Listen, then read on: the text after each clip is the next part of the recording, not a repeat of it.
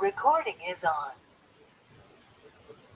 Boa noite, pessoal. Mais uma vez, cumprimentando-as e cumprimentando-os nessa nossa terça-feira da história. Mudamos hoje o dia meio que rapidamente, mas depois voltaremos às quartas-feiras. A nossa aula 5 de História Geral, cujo tema é neoimperialismo. Olha, falando tanto de neoliberalismo que a gente engata. Neoimperialismo, o caso dos Estados Unidos, como que os Estados Unidos, naqueles contextos que estávamos tratando de Revolução Francesa, de expansão da própria França depois da era napoleônica, como será que o que estava acontecendo nos Estados Unidos e como será que as configurações históricas dos Estados Unidos da América e principalmente os motivos que levam à Guerra da Secessão, em especial a questão da escravidão, como que o fim da escravidão, portanto, marcado por essa Guerra da Secessão, reorienta a própria política dos Estados Unidos e quais são, portanto, os fatores que ajudam a surgir este novo imperialismo, né? Levando em consideração sempre aquela ideia de que o imperialismo surgiu lá atrás, na antiguidade, veio para a modernidade com o domínio da Inglaterra, passou pela França e também, de alguma forma, terá a sua versão americana através da história dos Estados Unidos da América.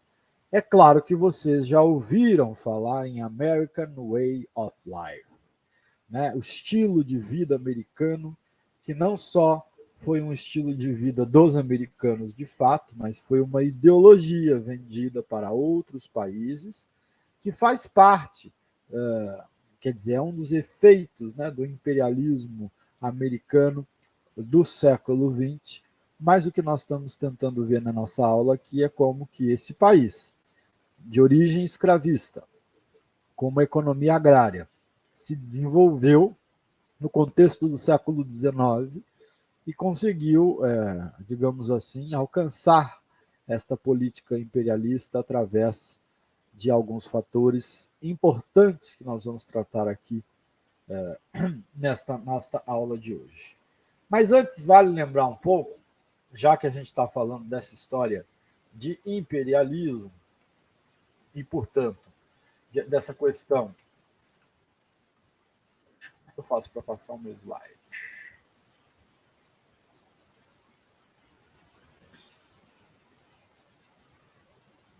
Deixa eu voltar para cá. Como nós estamos falando de imperialismo, vocês conseguem ver ainda, pessoal?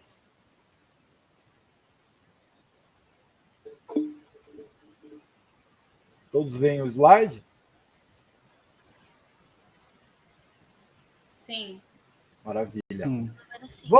Vamos lembrar um pouquinho do que a gente falou aquela última aula de quarta-feira, também acerca de um neoimperialismo que passa a se configurar na Europa no contexto de meados do século XIX, mais para o fim do século XIX, quando nós temos esses dois eventos importantíssimos, históricos, da unificação italiana e alemã, que nós vimos que são influenciados por dois fatores históricos principais. O primeiro diz respeito às próprias revoluções trabalhistas ocorridas em meados do século XIX também na Europa, que modificaram o panorama, né, político-social daquele contexto. Depois, a disputa econômica que existia, econômico-territorial já existente entre esses países e que levaram, portanto, a movimentos como ocorreu na Itália e na Alemanha, e como nós dissecamos na aula passada, os processos específicos referentes às unificações. Mas tem um caldo em comum nesse processo político, que é uma nova ideia de nação que passa a emergir nesse contexto, na qual os valores étnicos, valores de raça, sobretudo, passam a compor a identidade nacional. Então, nesse novo processo de formação de um novo imperialismo, nós temos que lembrar que o papel da identidade racial é um papel que vai se tornando cada vez mais preponderante no que diz respeito à compreensão da força dessa ideia nacional. Inclusive, naquele contexto, só para a gente fazer um parêntese, muitas vezes se explicava o progresso ou não progresso, ou o meio progresso, ou seja, as gradações variadas existentes de progressos em várias nações do mundo eram explicadas muitas vezes por suas características étnicas, culturais e não econômicas. Esse discurso se tornou possível a partir desse novo contexto e a partir da unificação da Alemanha e da Itália, como nós vimos na semana passada com mais precisão.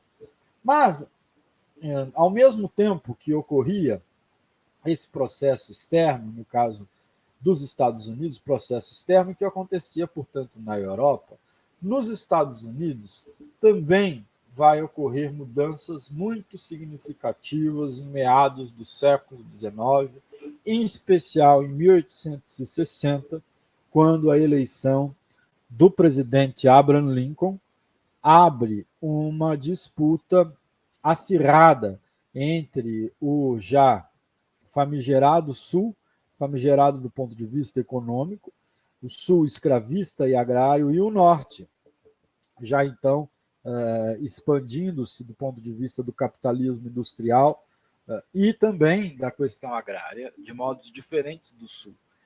O mais importante é pensar que essas diferenças entre Norte e Sul, que antes também já existiam, elas passam a não ser mais suportadas do ponto de vista de um Estado nacional. Mas antes da gente chegar nos fatores que levam à desagregação, quase desagregação dos Estados Unidos, e inclusive a declaração, portanto, de uma guerra civil para manter a unidade nacional, vamos ver como é que os Estados Unidos, que também tem uma configuração escravista, como o Brasil, se diferencia no que diz respeito ao seu desenvolvimento até esse contexto da guerra, até para a gente pensar nessa polaridade entre Sul e Norte no sentido dos interesses que estão conformados na Guerra Civil de 1860. Mas não só no plano interno, vamos tentar entender primeiro no plano externo como é que se dá esse contexto escravista das Américas, no sentido da gente pensar os Estados Unidos desde a sua fundação no século XVIII, em 1776, quando, como a gente já trabalhou também aqui, a Convenção da Filadélfia, enfim, estipulou a convenção e a independência do país e inovou no sentido de criar uma federação política, uma federação na qual existia um poder central, mas esses estados autônomos eram livres para deliberar sobre vários assuntos, inclusive assuntos de natureza social e política. A ideia de federação aqui, nesse sentido, ajuda a compreender o porquê alguns estados, naquele momento de formação e de fundação dos Estados Unidos, alguns estados tinham ainda autonomia e tinham, portanto, garantida pela Constituição, de decidir pelo trabalho escravo ou não, e exatamente essa autonomia que permitiu, no século XIX, precisamente em 1837, como vocês estão vendo aí no mapa, esta configuração territorial que, de alguma maneira, opõe, o Sul e o Norte. Nós estamos vendo aqui de vermelho, de rosa, na verdade, os estados do Sul, que, em geral, são estados agrários, como nós veremos adiante, e estados onde a escravidão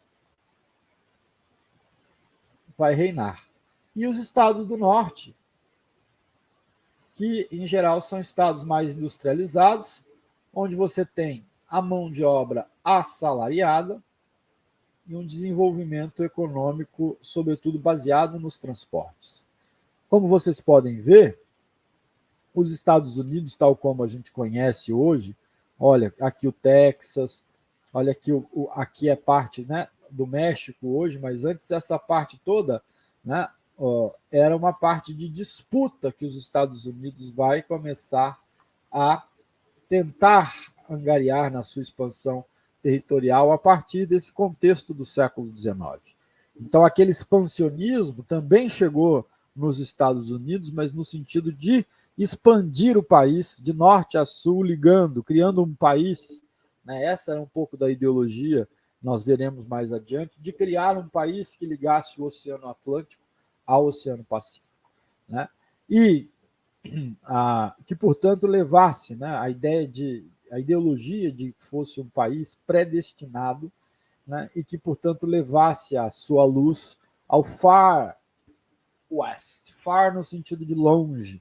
Né? A gente tem aqueles famosos filmes de Far West, que é justamente a chegada, né, dos colonizadores, ou melhor, justamente dos americanos, na luta contra os índios, que eram os verdadeiros donos da terra, e também contra aqueles que estavam por lá, como os xerifes, que são aqueles velhos cargos. Né? E é interessante pensar como essa doutrina foi um fator essencial, chamada de doutrina manifesto, como nós veremos adiante. Mas antes da doutrina manifesto, que é um dos elementos que ajuda a entender essa expansão dos Estados Unidos para o oeste, nós temos a configuração política e econômica baseada nessa dualidade, digamos assim, inclusive do ponto de vista da economia internacional. Isso faz com que o sul dos Estados Unidos esteja muito mais vulnerável ao cenário internacional, na medida em que grande parte da produção deste contexto sul-estadunidense é baseada na exportação do algodão.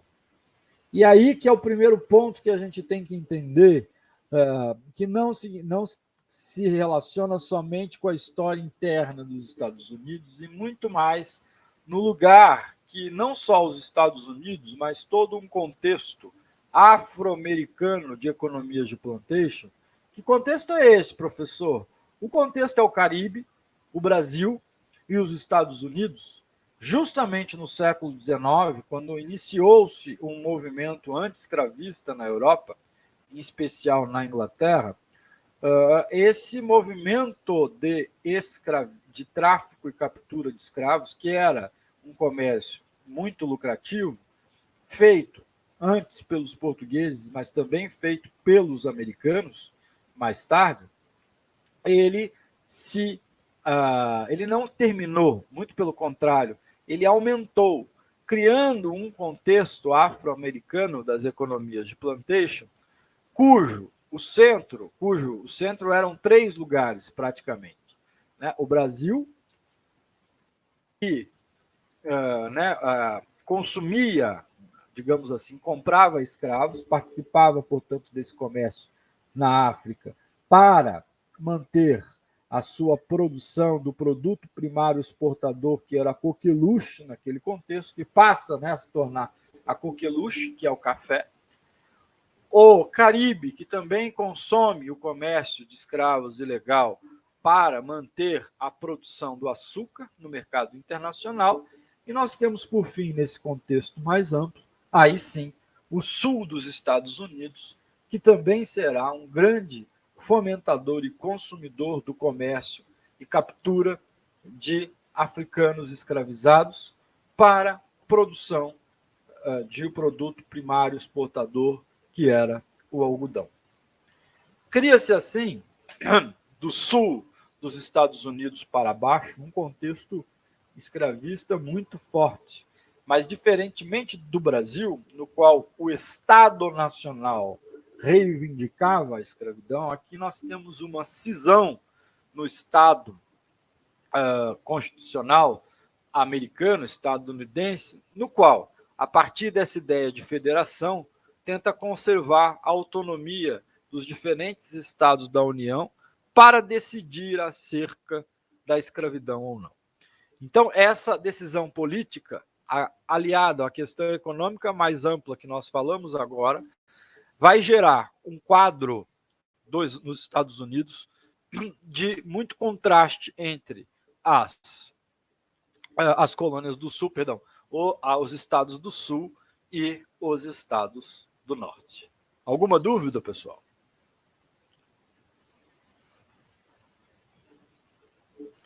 Por enquanto, nenhuma.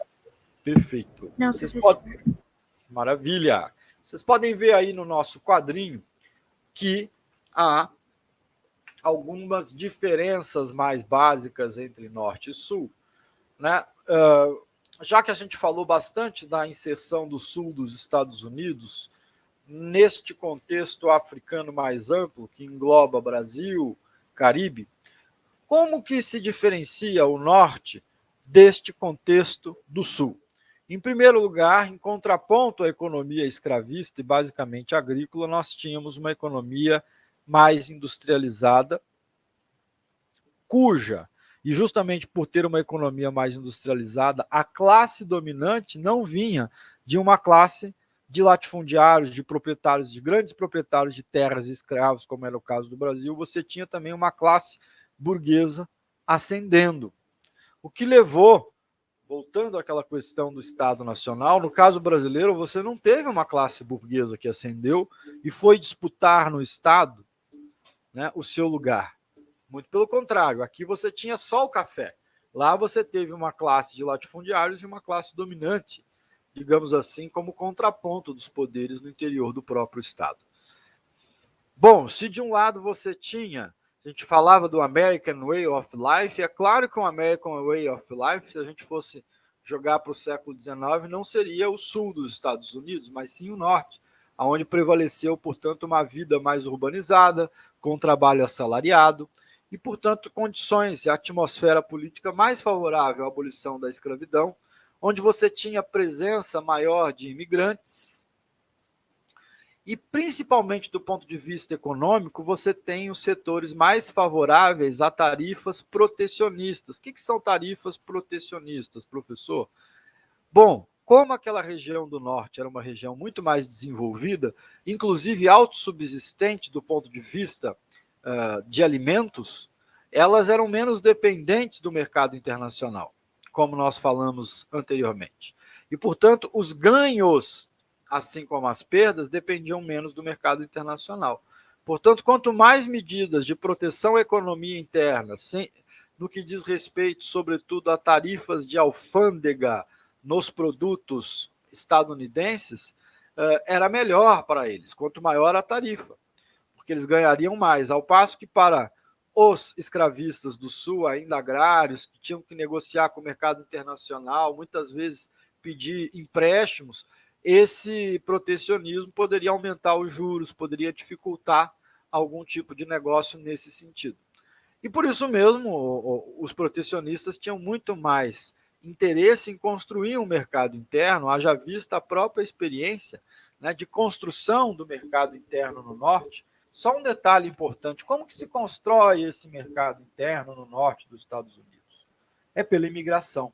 A imigração, sobretudo, de povos protestantes que vão para os Estados Unidos, inclusive, né, chamada de Nova América, um novo reino para os protestantes, e que, fugindo da fome e fugindo do desemprego, iam para o norte dos Estados Unidos e lá chegando, recebiam muitas vezes uma terra para plantar e para cultivar. E essa política de recepção dos imigrantes e fazer dos imigrantes, né, a parte constitutiva dos Estados Unidos, da pátria estadunidense, que compôs, portanto, em primeiro momento, a política do Norte, fez muita diferença no que diz respeito à configuração dos Estados Unidos ao longo do século XIX. Por isso mesmo que é importante a gente lembrar a ideologia do Destino Manifesto, que eu falava há pouco com vocês, porque essa ideologia do Destino Manifesto ela vem justamente de uma crença protestante.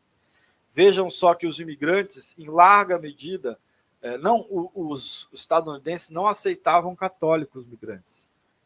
Era preferencialmente, em larga medida, imigrantes protestantes. Justamente porque essa ideia do Destino Manifesto é uma ideia protestante político, no sentido da gente pensar que o protestantismo tem uma ideia básica do indivíduo que nós nascemos predestinados. Há uma ideia da predestinação da vida. Isso não significa que nós não temos livre-arbítrio, mas existe essa ideia de predestinação, e essa ideia de predestinação, do ponto de vista religioso, tomou uma envergadura política gigantesca nos Estados Unidos e trouxe essa ideia de que os Estados Unidos deveriam expandir para o oeste, porque aquele país havia sido predestinado a ser, como eu disse antes, o país que ligaria o Oceano Atlântico ao Oceano Pacífico. E, portanto, deveria levar as suas luzes, entre aspas, para o resto dos outros, da outra parte do continente que ainda não tinha sido explorada. E por isso mesmo, o desenvolvimento dos transportes é muito significativo nesse contexto. Toda uma malha ferroviária que é criada nos Estados Unidos nesse contexto, e também os barcos a vapor que passam a ser produzidos também com bastante proeminência nos Estados Unidos nesse contexto, e também, como eu falei para vocês, a agricultura de milho, uvas e trigos, e carne suína, carne bovina e a parte de aves. Eles tinham, portanto, é muito importante essa ideia da gente ter uma agricultura com desenvolvimento industrial, porque a agricultura dá ainda mais uma autonomia do ponto de vista da sociedade, porque ela garante alimentação para todos. Alguma dúvida, pessoal? Só que, pode perguntar. Só que essas diferenças acabam batendo na porta dos estados do Sul, sobretudo por conta de uma crise econômica que ocorre em meados do século, e já há, nesse contexto, no Norte, uma ideologia, uma atmosfera favorável à abolição da escravatura, já que era, né, um local onde tinha muito menos escravos do que no Sul. Sabendo das perdas que o Sul poderia ter com isto, e sabendo dos interesses escravistas do Sul, esses estados se reuniram e saíram da federação. Lembra da ideia de federação? Que você tinha um centro de poder e estados autônomos? E formaram a confederação. Qual a diferença, professor, de federação para confederação? A partir do momento que você tem uma confederação, o centro político não pode mais atuar na União. Na federação, o centro político pode atuar em alguns assuntos nos vários estados da União. Na confederação, não. Na confederação, os estados têm autonomia completa sobre os assuntos que vão ocorrer dentro do seu território, da sua jurisdição. É óbvio que um dos pontos que leva a essa posição dos estados do Sul é poder decidir sobre a manutenção ou não do trabalho escravo, né? Não do ponto de vista do debate da Assembleia Nacional, mas sim que a decisão fosse individualizada, entre aspas, por Estado, né? Por Estado da Federação dos Estados Unidos. E por isso mesmo, eles formam, nesse contexto, a Confederação dos Estados do Sul. Contudo, em 1860, a eleição presidencial elege o abolicionista nascido no Norte e feito na política do Norte dos Estados Unidos e republicano, Abraham Lincoln, que foi o racha, ou o estupim completo para a Guerra de 1860, chamada Guerra da Secessão ou Guerra Civil dos Estados Unidos, quando a formação da Confederação dos Estados do Sul, aí sim, deixou de fazer parte dos Estados Unidos e formou um novo país chamado Estados Confederados da América.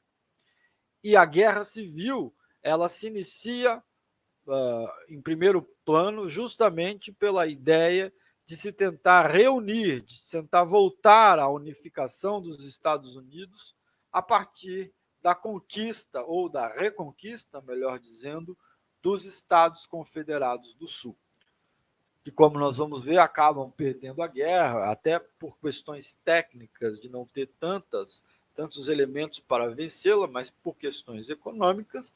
Mas, neste contexto, os Estados do Sul, pelo menos neste momento, se tornam estados separados da Federação dos Estados Unidos do Brasil.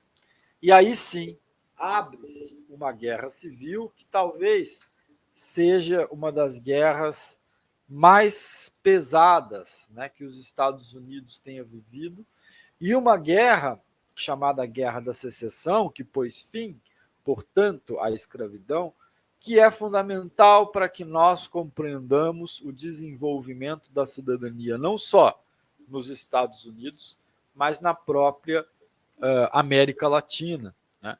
Haja vista que, no caso do Brasil, por exemplo, a escravidão sendo abolida em 1888, ela tem muito desse fator externo da guerra civil estadunidense para se formar o clima, né, que permitiu, ao menos, se discutir a escravidão no Brasil e, por fim, né, sendo aí o último estado das Américas a pôr fim à escravidão, bem um pouquinho depois dos Estados Unidos.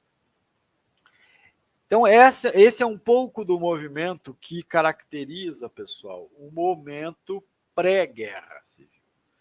Os Estados Unidos, em outras palavras, o que a gente está dizendo é que os Estados Unidos, de alguma maneira, tinha que fazer uma transformação de um Estado colonial, dependente e escravista, para um Estado capitalista, né, liberal, de fato, burguês, e uma ordem burguesa, de fato. Quando eu falo ordem burguesa, eu quero dizer trabalho assalariado e indústria. Essencialmente isso. E, de alguma maneira, os Estados Unidos fizeram essa transição, fizeram essa virada, ainda que expondo várias fraturas da sociedade estadunidense, ao passo que no Brasil nós ficamos só com a parte do sul dos Estados Unidos e tivemos muita dificuldade em iniciar, em dar essa pedra de toque, por exemplo, à industrialização e, ao mesmo tempo, como foi lento o processo de abolição, que até no final da luta, os proprietários de pessoas no Brasil exigiam indenizações por terem roubado, pelo Estado ter roubado a sua propriedade. Mas aí vocês vão falar, já devem ter falado bastante sobre o fato da abolição no Brasil, no contexto da aula de História do Brasil e da América Latina com o professor Gabriel. Aqui nos interessa pensar que os Estados Unidos também tinham uma configuração escravista, mas até conjuntamente com esta configuração, desenvolveu-se, do ponto de vista do Norte, um outro tipo de sociedade, um outro tipo de cultura, que não era, a priori, pessoal, um contraste para o Sul. Ela se forjou, ela se desenvolveu em acordos com o Sul escravista. O que nós estamos vendo aqui é o momento que esse acordo chega ao fim, né? E que, portanto, fica muito gritante os interesses de um Sul escravista e agrário, de um Norte, que é um Norte industrializante. Agora, não se iludam, a industrialização do Norte também tem a ver com o mercado de escravos do Sul. Não é que um era mais evoluído que o outro, no sentido de serem pessoas melhores ou piores, ou que o Norte não era racista e o Sul era racista, muito pelo contrário. O que nós vamos ver depois da Guerra da Secessão é justamente um Norte dos Estados Unidos extremamente racista, justamente por saber que ali não havia tantos negros quanto havia no Sul. E o que eles fizeram no Norte? Ainda fizeram uma política para imigrar os negros que eram do Norte para o Sul. E aí depois a gente sabe tudo o que aconteceu do ponto de vista de Ku Klux Klan, nós vamos chegar nesse assunto nas próximas aulas, mas vamos ver como que nos Estados Unidos, ao mesmo tempo que na Alemanha, estava se falando também de algo que nós podemos tentar já vislumbrar como um pensamento nazista. Então ele nunca esteve fora das Américas, não é verdade? Vamos ver um pouco como é que foi esse desenrolar dessa guerra civil estadunidense e quais foram as consequências principais, né, desta guerra da secessão, além propriamente do fim da escravidão. Só um minutinho, pessoal, vou pegar uma água aqui, só um pouquinho.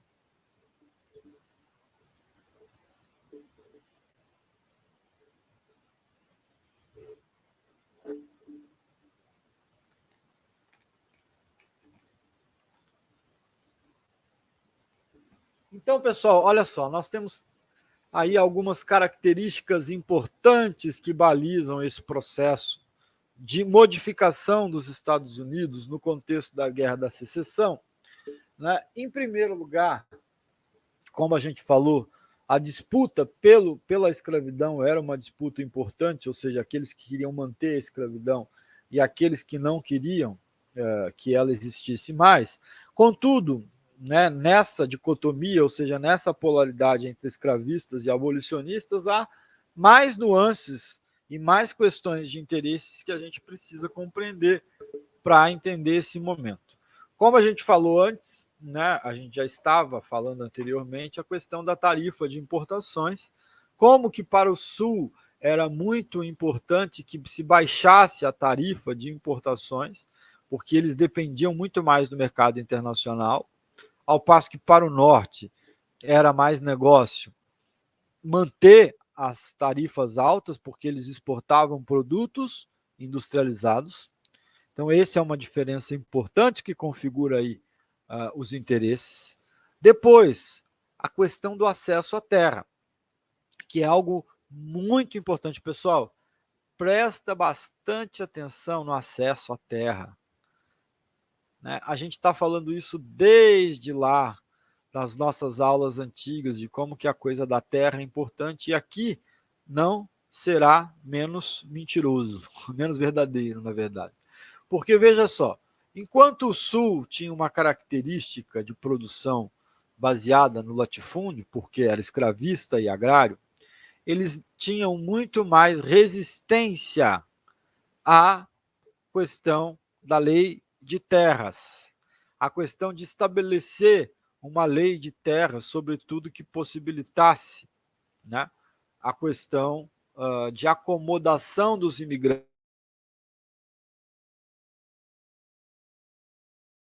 da década de 60, quando está no início da Guerra Civil, mais um elemento acirra essa Guerra Civil, que é a chamada Lei do Homestead. Já ouviram falar nisso? A Lei do Homestead, ela vai propor uma regularização acerca das terras devolutas dos Estados Unidos. Gente, um continente gigante, né? Vocês sabem disso. Um processo de expansão.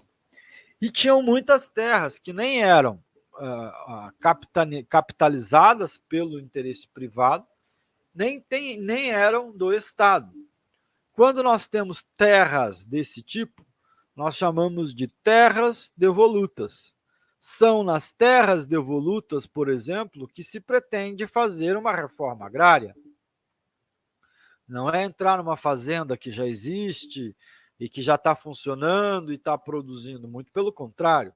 A reforma agrária ela é voltada e pensada no aproveitamento de terras que nem são do Estado ou são de um proprietário que há anos não as capitalizou e são, evidentemente, gigantes proporções de terra.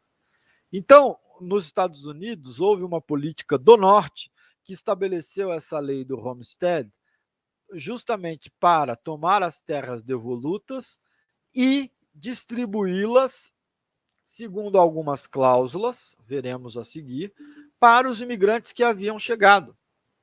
Que cláusula, professor? Principalmente a cláusula da preempção, que significa, na realidade, uma fiscalização para saber se o imigrante estava, de fato, cultivando a terra, se ele gostaria de fazer vida nos Estados Unidos, se ele estava cuidando da terra, né? E, se isso fosse verificado, ele permanecia na terra. Então, vejam a diferença. A gente estava falando daquela questão da imigração no norte, mas essa política foi essencial para garantir uma imigração em grande massa para o norte dos Estados Unidos, principalmente nessa questão do acesso à terra e na possibilidade de pessoas que não tinham nada ter acesso a alguma coisa. Algo que jamais aconteceu no Brasil, muito pelo contrário. Nós sabemos que no Brasil, em 1850, houve uma lei de terras que dificultou o acesso de terras às pessoas mais livres e pobres. As pessoas que eram livres e pobres, e mais pobres. Ao passo que facilitou a concentração de terras naqueles que eram setores ligados às elites do Império.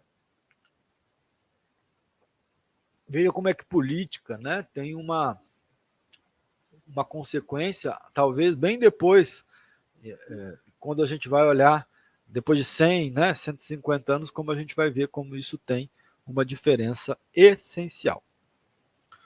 Compreenderam bem essa ideia da lei do Homestead?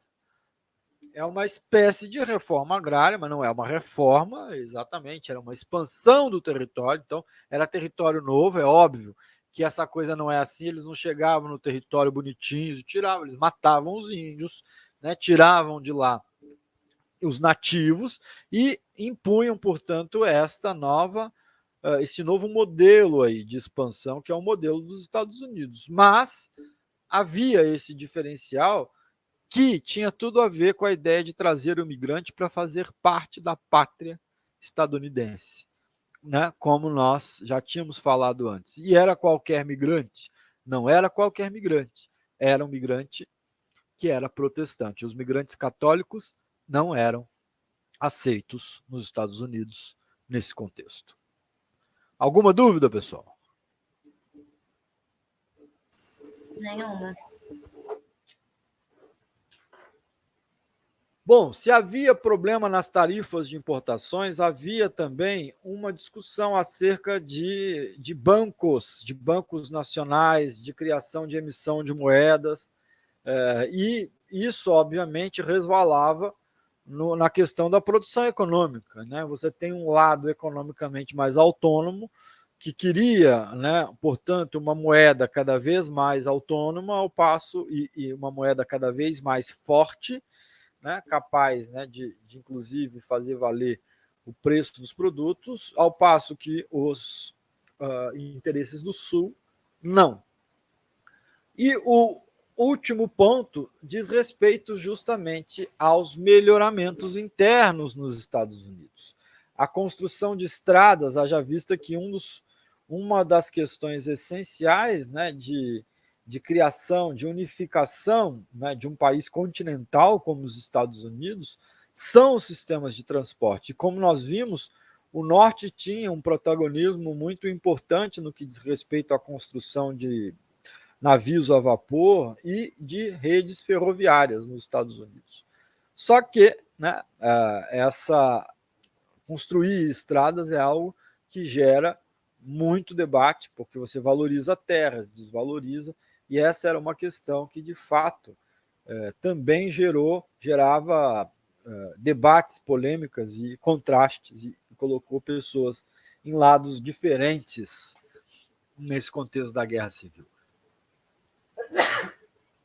Desculpa, pessoal, está muito seco hoje. Enfim, para a gente ter uma dimensão só de quem são os estados do Sul, vejam vocês aí do lado, nós temos aí o nome dos estados do Sul, que vocês devem conhecer alguns aí já de nome: Carolina do Sul, Alabama, Flórida, Mississippi, Geórgia, Texas, Louisiana, Virgínia, Arkansas, Carolina do Norte, Tennessee. E tem muita literatura mesmo, né? Estou falando romances e tal, a respeito desse contexto, né? Que eu acho que é muito interessante. Eu vou indicar 2 filmes no final da aula que eu acho que vale a pena dar uma olhada, né? A respeito da Guerra da Secessão e a respeito do fim da escravidão nos Estados Unidos. E para a gente entender um pouco desses confederados do Sul, que são esses países aí que eu mencionei, quanto que eles têm a ver com o Brasil também, né, nesse sentido.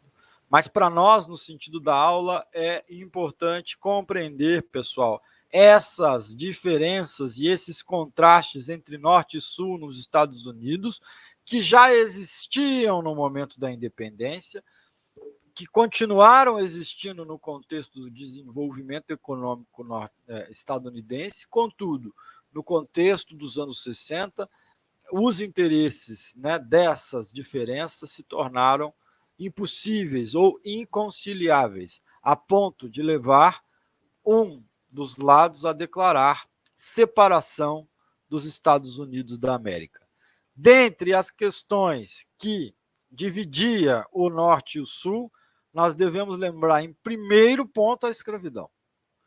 E depois, todas as questões relativas à economia, à questão da colonização da terra e, principalmente, às tarifas de importações.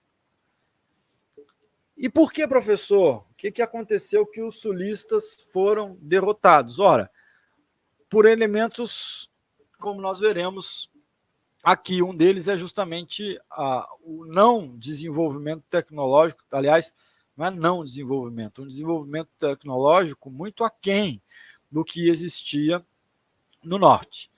Depois, outras questões, um menor contingente militar, houve um embargo marítimo no sul que empobreceu demais aquela região, já que eles não conseguiam mais exportar o algodão, e a lei do confisco. A lei do confisco imposta pelo governo central, que também desestabilizou a economia sulista, impedindo, né, que eles se mantivessem aí nesse contexto da guerra.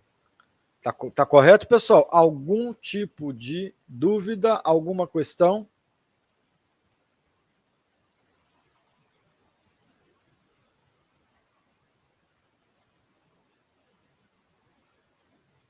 Não, professor, tudo tranquilo. Então eu quero, para finalizar essa nossa aula de Guerra da Secessão, nós terminamos um pouco dessa ideia dos Estados Unidos, como que ele entra nessa briga aí do imperialismo, mas nós estamos primeiro chamando atenção para as configurações históricas internas dos Estados Unidos e como se dará esse processo imperialista dos Estados Unidos, sobretudo em relação à América Latina, é um pouco da história do século XX, né, principalmente através de uma doutrina chamada doutrina Monroe, como nós veremos nas próximas aulas, que, entre outras coisas, tentava dissipar os europeus na tentativa de vir expandir os seus domínios pela América Latina e também pelos Estados Unidos, mas, por outro lado, dizia, não, aqui na América Latina quem vai expandir não são os europeus, somos nós. Né? E essa doutrina foi reconfigurada, né? E foi levada a cabo pelo presidente Roosevelt em 1904. Roosevelt ainda não é o Roosevelt lá de 1930 que nós vamos ver, mas na tentativa justamente, uma ideia de pan-americanismo, de dominar, de expandir os domínios pela América Latina. Mas isso são assuntos para as próximas aulas. Por hora, eu gostaria de indicar 2 filmes que tratam justamente dessa Guerra da Secessão e do fim da escravidão nos Estados Unidos. Um deles é de 1988 e é mais antigo, né? Que chama Mississippi em Chamas, porque é justamente aonde você tinha a linha, né, da divisão entre os estados escravistas e os estados que não eram escravistas. Então ele conta, é até bem impressionante o filme, com cenas bem fortes, né, mas ele é mais antigo. Então conta um pouco dessa história. E um outro que também conta um pouco da história, é um filme bem mais recente, ganhador do Oscar, do Tarantino, e também é uma perspectiva mais irônica, né, dessa situação, como o Tarantino sempre faz, uma ironia finíssima, política, é esse filme do Django Livre, que vai contar justamente a história de um escravo livre que está na América e que alguém vem salvá-lo no estado do Sul. E aí vale a pena assistir, né, para a gente pegar justamente essas figuras que nós estamos falando um pouco agora e para a gente entender um pouco daquela atmosfera dos Estados Unidos do século XIX e também por que depois da abolição da escravatura os Estados Unidos permaneceu um país racista, antidemocrático e a população, no qual a população do norte, que era considerada, portanto, uma população mais adiantada do ponto de vista econômico, né, civilizatório, inclusive, ela foi predominantemente uma população branca e não católica. Então não há uma coisa aí muito simples para se explicar. Não é a abolição da escravidão nos Estados Unidos, a gente está falando de diferenças para o Brasil, mas nesse sentido ela também legou esse caráter excludente que só vai ser questionado de forma mais, digamos, mais robusta em meados do século XX, com as lutas de Martin Luther King pelos direitos civis. Os Estados Unidos se caracterizam por institucionalizar o racismo. Vocês têm que lembrar que até meados do século XX havia lugares no ônibus destinados a negros e lugares no ônibus destinados a brancos. Havia universidades desde antes do fim da escravidão e permaneceu assim depois, destinadas a brancos e universidades destinadas a negros. Então era um racismo que alcançou um nível muito diferente, não sei se mais profundo, menos e tal, mas ele é diferente quando comparado ao racismo brasileiro, embora esse racismo tenha uma fonte em comum, que é a potência escravagista que ambas pontas da América, no meio também, mas as pontas mais, se tornaram, principalmente no fim dessa instituição nefanda que agonizou nas Américas até quase o século XX. Tá ok, pessoal? Alguma dúvida? Nenhuma, professor. Perfeito. Então a gente se vê na próxima aula. Acho que será daqui a 2 semanas. Espero que vocês consigam pelo menos assistir aí a um dos filmes. E quaisquer dúvidas eu estou aqui à disposição. Espera só um minutinho que eu esqueci de um pequeno detalhe de tirar aqui a gravação da aula. Deixa eu só finalizar aqui a aula.